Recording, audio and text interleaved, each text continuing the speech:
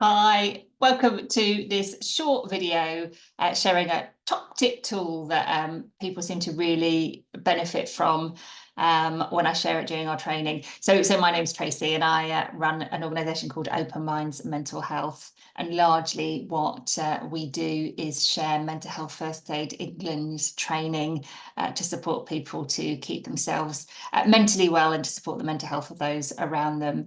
But let me just get on with this and share with you something that I hope you will find useful. So a wellness recovery action plan, a WRAP. So as I say, I talk about this during the courses that I train, and it's something that I think people often pick up on and feel is really useful. So I wanted to share it with you in case you find it useful too. You'll see on this slide that there's some information about our website. So if you want to go to our website to see what else is on there, please do.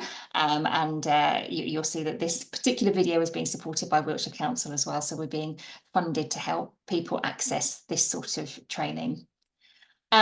So wellness recovery action plan, really simple. There are loads of different variations. You can go online, you can Google them, and there's lots of different things that you can do with a wellness recovery action plan. But I think there are three key elements to it that I think are what fundamentally makes them really useful. So I'm going to just share that very simple version with you. So step one is thinking about who you might want to do this exercise with. I think it's a brilliant thing to do at home with loved ones, so with partners, with older children as well. Create this, pop it on your fridge, and it's something that you could really benefit your home life, but also with colleagues, in team meeting situations. So think about who you think you would most benefit from doing this exercise with, and it may be that you do both at work and at home. Make sure you do it when you're feeling good. Don't do it when you're struggling. Do it when you're generally feeling pretty well and resilient, and when you've got plenty of time to feel relaxed and create it with whoever you choose to create it with. So basically, what you want to do is think about what happens for you when you're not at your best. It may be that you have a mental health condition. It may just be that, like all of us, you have sometimes when your energy levels aren't quite so high, or your mood is a bit lower, or you're feeling particularly overwhelmed or stressed. So what happens for you when that starts to happen? So think about the sorts of thoughts that you have. What sort of things go through your mind? Do you start feeling quite negative about things? Do you start feeling quite hopeless? Do you find that your self-talk is less encouraging and more negative? Think about your feelings. How do you feel in terms of your mood? Do you feel more tired? Do you feel just less animated, less energized? And also your behaviors. Are there things that you physically do? Bite your nails, maybe eat or drink more or less than usual. Might have tics, might pace, might be a bit snappy, might withdraw, might take yourself off to bed, whatever happens to you. So I want you to write that down. Write down your thoughts, your feelings, and your behaviors when you know that you're not quite at your best. So you've done that. And at that point, you do that for yourself. If you're doing it in a group, I would just write that down for yourself. And I would keep hold of that. Then what I'd like you to do is think about what you know you can do for yourself when you're starting to feel like that or behave in those ways. When you start to recognize that you're struggling, you're not your best self. And so on this, you want to think about the things that you know really boost you, really help you get away from things, recalibrate, boost your energy. It might be going to a yoga class. It might be going and having a coffee or a glass of wine with friends. It might be just taking yourself off for a quiet read or a hot bath or whatever it is. Think about the things that you know make a difference for you. It might be simply, do you know what? I need some early nights. I really need to forget about the washing or whatever I need to do. I just need to have an early night tonight. And I know that it will be a reset for me if I have a good night's sleep. or eat a good meal. Actually, do you know what? Yeah, I am aware that I've been having microwave meals and takeaways for the last week or so, and actually I know that starts to take its toll on me. So I'm going to take some time to have some nutritionally rich food. So those sorts of things. So think about that. Then the next step is writing down what other people can do to help you. So if people start to notice these changes in you, they will know what to do. Make you a cup of tea without being asked, buy you a chocolate bar, just pop their arm around you, maybe you're a hugger, maybe just having a hug, or them saying, look, do you fancy going and having a coffee and a chat, or walk around the car park or whatever.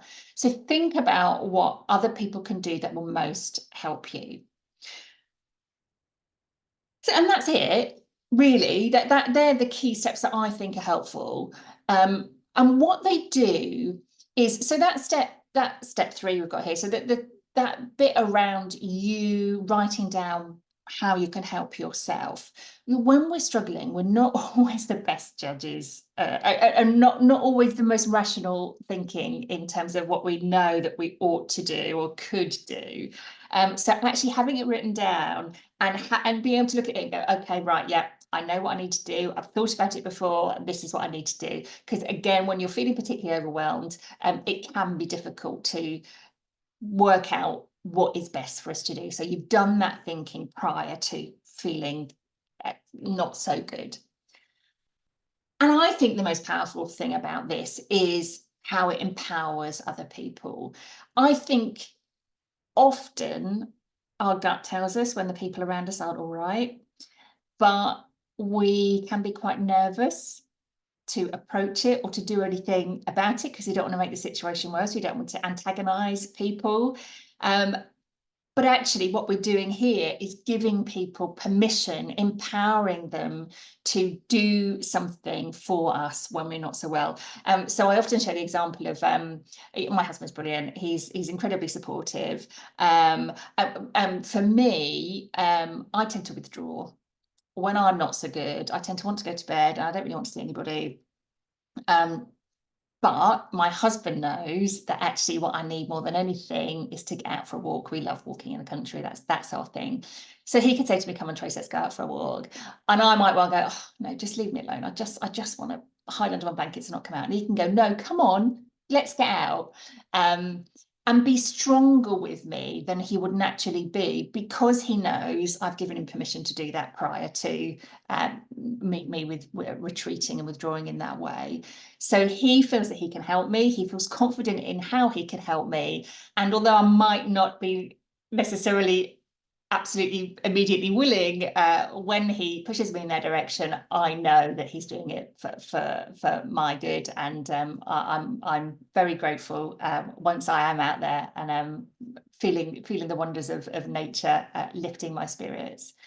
And also, just the process of creating these is a really powerful thing, whether or not it's with friends, family, or at work. If you're going on a family holiday, if you're, find yourself or a tour, if you're, if you tour or work abroad or work away or whatever, with a new set of people to create something like this, because you're being very open. You're allowing them to see and understand how you are when you're not at your best.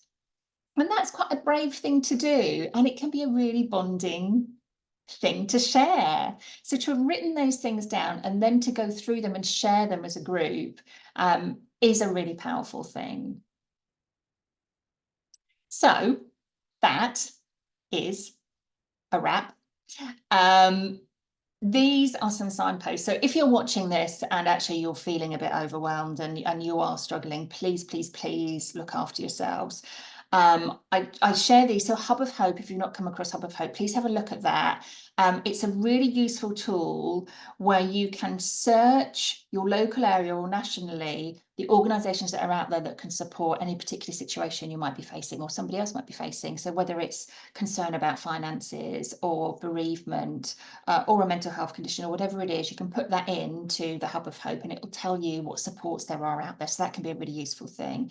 But of course, if you're feeling overwhelmed, if you are feeling really in crisis, please use the supports that are out there. So Samaritans, 24-hour service you can call or email, and Shout, if you've not come across that, is a 24-hour text crisis line, so you can text them if you're feeling overwhelmed.